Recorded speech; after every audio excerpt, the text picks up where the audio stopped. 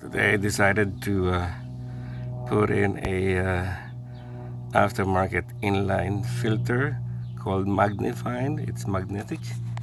So I took off the right driver side wheel, went to the fender wheel, went inside.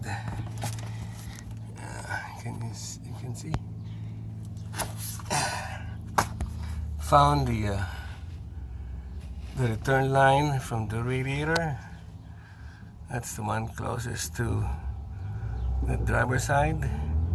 Got the right size tubing, inserted my filter, and now I'm just ready to tighten up the clamps and ready to go. By the way, I did a drain and fill, took out 4 quarts and see if that helps, and if not, I go to the solenoid exchange.